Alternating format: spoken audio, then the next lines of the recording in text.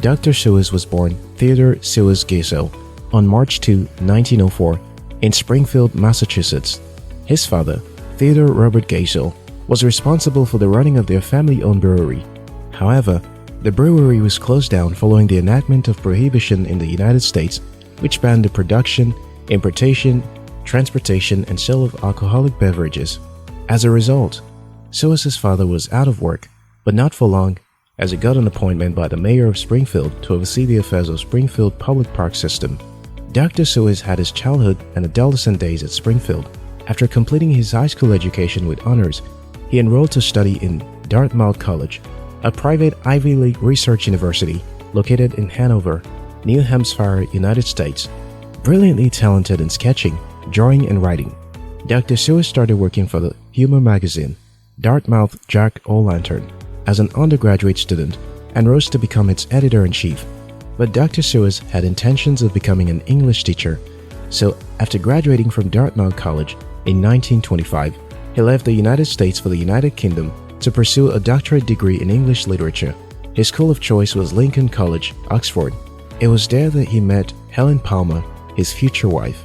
Helen Palmer saw how Dr. Seuss' notebooks were crammed with fantastic drawings of imaginary animals and emboldened him to make a career out of drawing rather than become a teacher.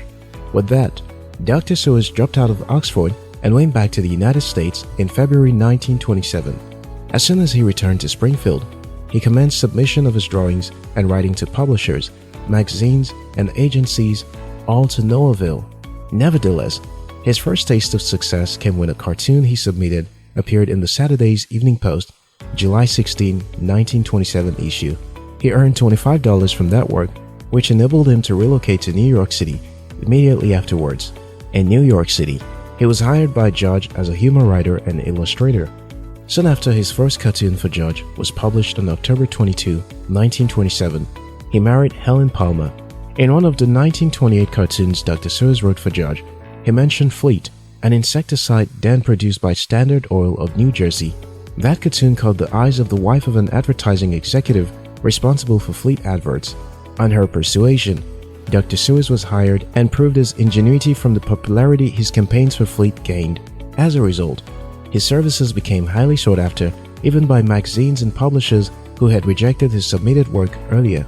Dr. Seuss made good money from writing adverts and was wealthier than his most accomplished classmates in Dartmouth College. He was able to undertake exotic trips with his wife to different countries of the world.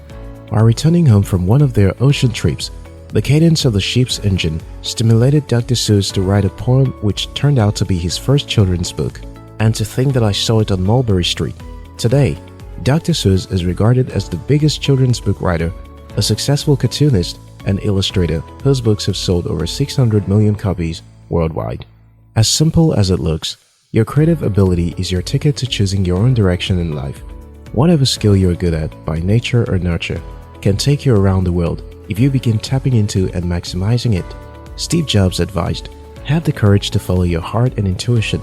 Somehow, the paths that lead to laudable breakthroughs are usually lonely. There might not be many who will encourage you to pursue a career with your unmarketable skill. But if you'll be able to trust yourself and walk that path, you won't regret it. Sylvia Plath then dropped this bombshell.